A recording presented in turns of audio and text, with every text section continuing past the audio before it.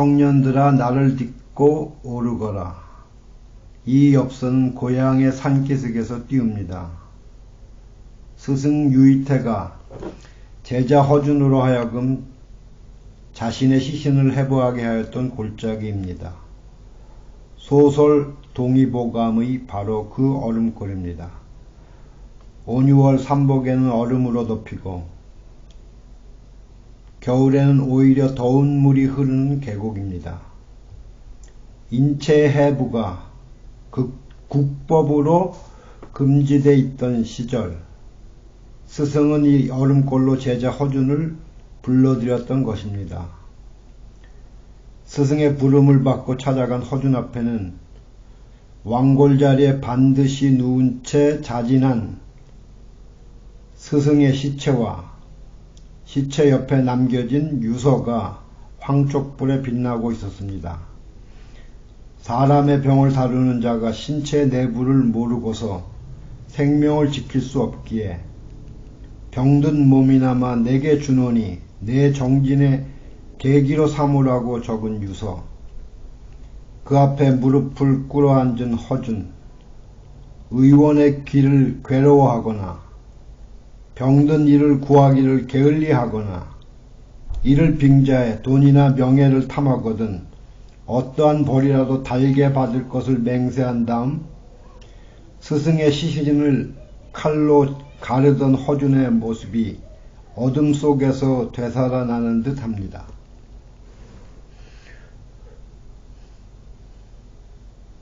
오늘은 그날의 횃불 대신 타는 듯한 단풍이 어둠을 밝히고 있습니다. 나는 바위 너덜에 앉아 생각했습니다. 소설 속의 유이태와 허준의 이야기는 물론 소설가가 그려낸 상상의 세계이며 사실이 아닐 수도 있습니다. 그러나 그것이 비록 사실은 아니라 하더라도 진실임에는 틀림없다고 믿습니다. 사실이라는 그릇은 진실을 담아내기에는 언제나 작고 부족한 것이기 때문입니다.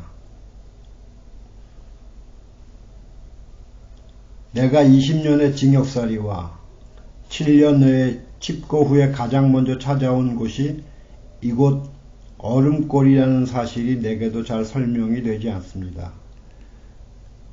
갇힌 사람들에게 출소의 가장 큰 의미는 독보입니다. 혼자서 다닐 수 있는 권리를 그곳에서는 독보권이라 하였습니다. 가고 싶은 곳에 혼자서 갈 수 있다는 것은 참으로 가슴 설레는 해방감이었습니다.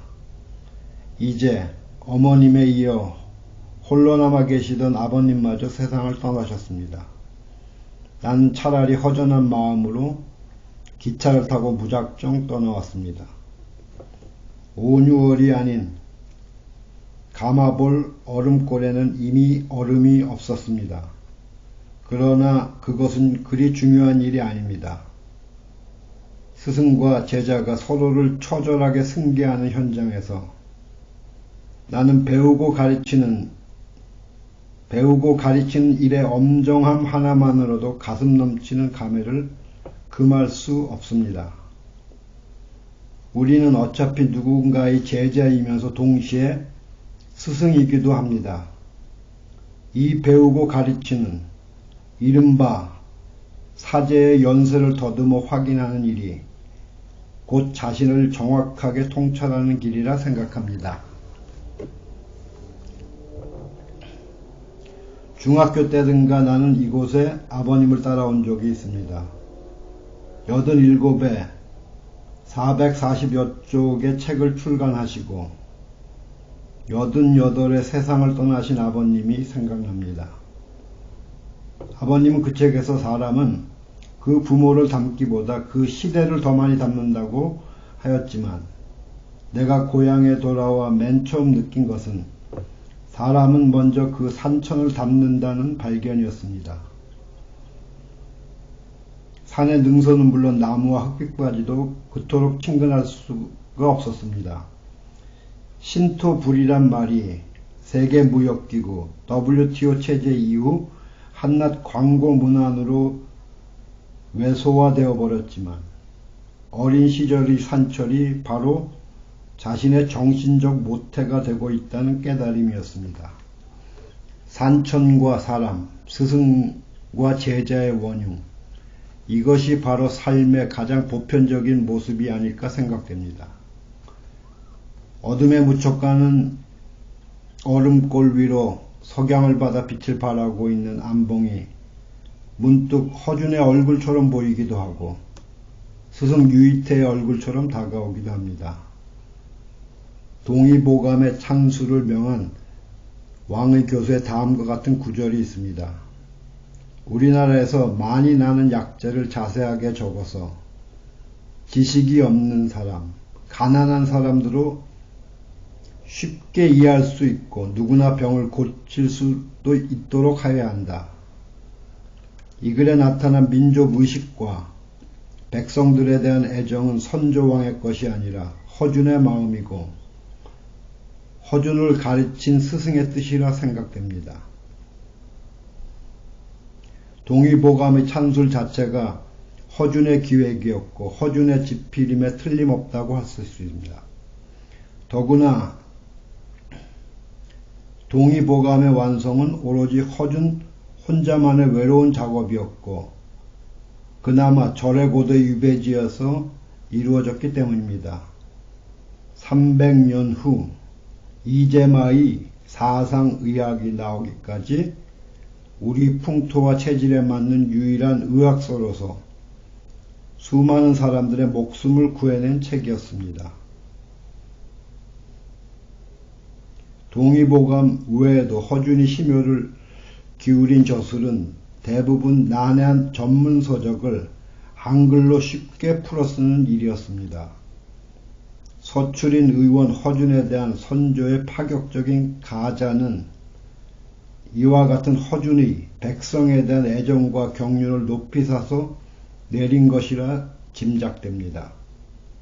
나는 얼음골에 쌓이는 어둠 속에 앉아서 한 사람의 허준에 있기까지 그의 성장을 위하여 바쳐진 수많은 사람의 애정과 헌신에 대하여 생각하였습니다.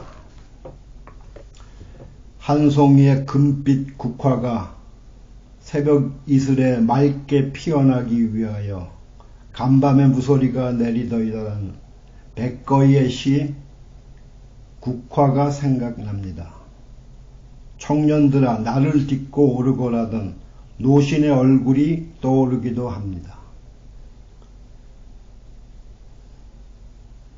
옛날의 어머니들은 자기가 무엇이 되겠다는 생각보다는 저마다 누군가의 자양이 되는 것을 삶으로 생각하였습니다. 그래서 자모라 하였습니다. 사람과 사람의 연세 가운데에다 자신을 세우기보다는 한 벌의 패션 의상과 화려한 언술로 자기를 실현하고 또 자기를 숨기려 하는 것이 오늘의 문화입니다. 당신의 장탄식이 들리는 듯 합니다.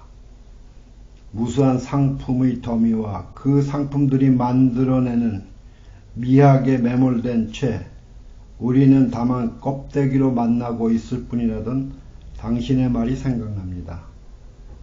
정작 두려운 것은 그러한 껍데기를 양산해내고 있는 보이지 않는 손을 잇고 있는 것이라 할 것입니다.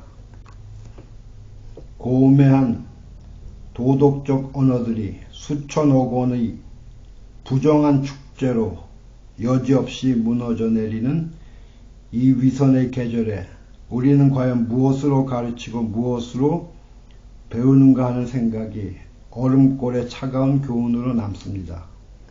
알티세르는 연극이란 새로운 관객의 생산이라고 하였습니다. 관람을 완성하기 위하여, 삶 속에서 완성하기 위하여 그 미완성의 의미를 추구하기 시작하는 배우의 생산이라고 하였습니다. 우리는 무대 위를 걷든 객석에 앉아있든 어차피 삶의 현장으로 돌아와 저마다 그 미완성의 의미를, 그 침묵과 담론의 완성을 천착해가는 사람들 속을 걸어갈 수밖에 없다고 생각됩니다. 화사한 언어의 요설이 아니라 결국은 우리 앞뒤 좌우에 우리와 함께 걸어가는 수많은 사람들의 삶으로서 깨닫고 삶으로서 가르칠 뿐이라 믿습니다. 연회보다 청명하고 길었던 가을이 끝나고 있습니다. 등 뒤에 겨울을 데리고 있어서 가을을 즐기지 못한다던 당신의 추운 겨울이 다가오고 있습니다.